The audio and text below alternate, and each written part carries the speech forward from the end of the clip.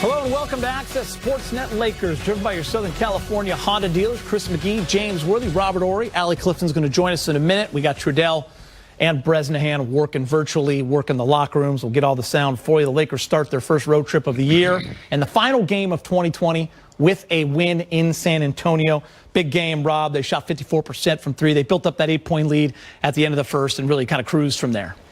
Yeah, they corrected the loss. I think they corrected with a fresh start. San Antonio without one of their key players, and the Lakers made sure they took care of that early. AD a little bit more active early in the game. LeBron James doing what he does. Shooter's going to be a factor. And tonight, Matthews, we saw what he can do. 18 points. I don't think he missed a three. So imagine what that could be like. And I think, they did what they had to do against a team that was a little bit weak tonight. Yeah, Rob, 6 more guys in double figures. Again, they go over 120. The offense not going to be the issue. Oh, yeah, the offense wasn't the issue. Now, you had the birthday boy going out doing his thing. But, I like the aggressiveness of Montrez. I like the aggressiveness of Gasol. All these guys were doing their thing in the paint. And sometimes everybody wants to shoot threes. But when you have guys like this, sometimes you need points in the paint. For a while, the Spurs was killing them with points in the paint, but they caught up. They show you the aggressiveness. They started going to the basket and not just settling for threes. All right, let's hear from LeBron. He's with Mike Trudell. All right, there he is, the birthday boy, LeBron. First of all, just happy birthday, man. No, appreciate it. By the way, so coming this close to Christmas, do you get the short end of the stick on the present end there, LeBron? Oh, absolutely. Yeah. You get like one shoe on Christmas and then get the other shoe on your birthday. So they spread it out. Hey, man, you've talked so often about, the kid from Akron, how far you've come. And I just figure with another birthday like this into context, you scored double-digit points for a 1,000th straight game, continuing that record. How do you just put this whole life into perspective?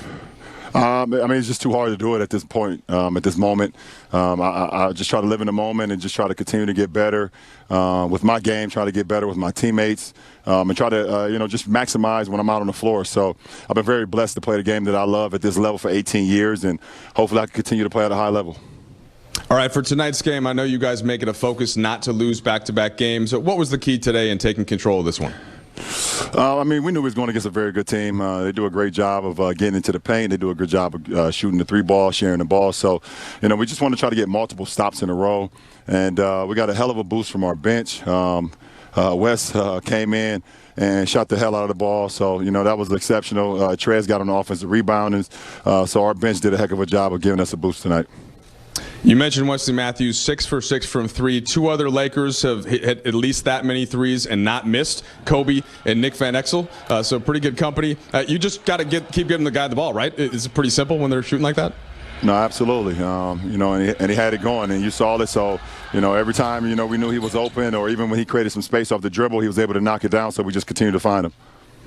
All right, last thing for you. I know things are a little bit restricted, LeBron, of course, with the pandemic and everything, but any kind of birthday plans with the teammates back at the hotel?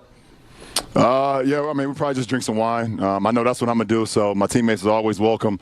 Get something to eat, drink some wine, and, start preparing for the game on the first. So, it's not the birthday celebration that I would like, but I love a win. I love to play this game at a high level, so I'll take that, and I'm with my teammates, so I'll take that as well.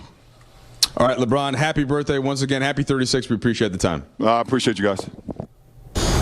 All right, happy birthday, LeBron James, getting buckets. Check this out, 1,000 straight games with 10 points. The last time he was less than 10 was January 5th, 2007. Only 8 games in his entire career with less than 10 points. Think about that one, only 8 games, and he's got 1,262 games total with 10 or more points. That is 4th all-time behind Kareem, Karl Malone, Dirk, and then LeBron. Running out of ways to describe him. Do you just want to go at that? 8 times, Rob. I'm just sitting there saying, I got 1,262 games under 10 points, man. Hey, but that's the thing about him. If you watched him when he first came in this league, when he came in this league, he was just amazing from the day first he game started, from the first game. Yeah. And he's just matured and got better. And he didn't let any outside forces stop him from being one of the best in this game. I've played with a lot of superstars, and I played with some guys that you would not know they didn't have the work ethic and they're this good. I'm like, well, they don't work hard, but this guy works hard on his game all the time. I remember watching him in the practice site, just watching how hard he's practicing. I'm like, dude, you old. Go sit down. But he's still practicing hard. He's still trying to get it in. He's still trying to be the best. You know, if you play the game the right way, which he's learned how to do his whole career, it's easy to get 10 points a game the way he plays the game. I just wonder, Allie, is he aware of these kind of records? He's usually pretty keen to his records and things that he has going. I bet he knows he's got this record going. Let me share this kind of irony with you because it's kind of interesting. So tonight, on his 36th birthday, he reaches 1,000 consecutive, correct? Mm-hmm. The last time we discussed it, the last time we even talked about it, was when he passed Michael Jordan at 866. That was in 2018 when he was with the Cavs. I was there for that game. He did that against the team that Michael Jordan owns. Wow. The Hornets. Yeah. So that's crazy. Does he go out and say, I need to get 10 points like you guys just talked about every single game? No, he doesn't look at it that way. But the one thing that I remember when I just went back and read an article from that night that Dave McMenamin wrote was that the result of what this accomplishment shows is what he's most proud of. He's durable, and every time he suits up, he's productive for his teammates. And I think that's the biggest reflection and what makes this accomplishment so admirable. Is that's what it's been for his whole entire career. Yeah, I agree with you. It's remarkable. And when I think of the longevity and what's so impressive about it, I always think of Kareem. I remember, James, in the 80s, guys weren't playing 20 years, especially at that level. And now you see kind of the greats of all time, like Tom Brady. Guys like that have been doing it into their 40s, and it's so impressive. It's the way they take care of themselves and the maintenance that goes in. It's not just the physical attributes that they have and how good they are. There's just so much more, and the mental approach is what really sets them apart from everyone else. And to go along with their mental approach, I was talking to Gary Vitti, my trainer, your trainer for 32 years or so, and he was saying, man, if I knew what I knew then, I could have added 2 or 3 more years on your career. So the science and the nutrition, the knowledge of how to take care of your bodies, it's not just ice and heat anymore and Ben Gay and that kind of stuff. It's a whole other thing. And these guys, they are adapt to that. They know what they're doing. They sleep, they work out, they have it down to a science. The discipline of that, though. Yeah, you got to be disciplined to do it. Those who aren't disciplined, you see kind of fall to the wayside. But LeBron, who probably, took a page out, watching Kobe, but I think a lot of it happened on his own. He wanted to be the best right out of high school, and he started working at that. And, the guy puts in, he makes a lot of money, and he spends it in the right places to stay above the fray and stay above everybody. To never get complacent. It's truly incredible. Here's some more numbers we're going to show you, Rob. I want you to jump in. What happened in 2007? The iPhone announced by Apple. Think about that, Rob. You were rolling around on a BlackBerry in that little ball. I can do BlackBerry. The Mitchell Report is published.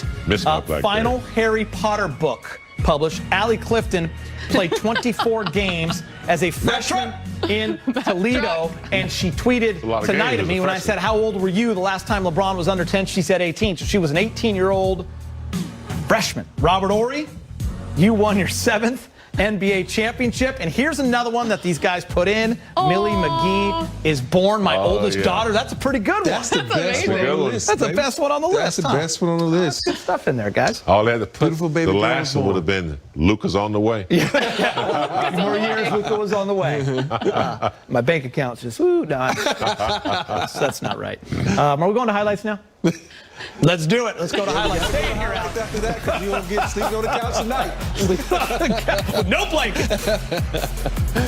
Keldon Johnson starts San Antonio off with an 8-2 lead, but the Bird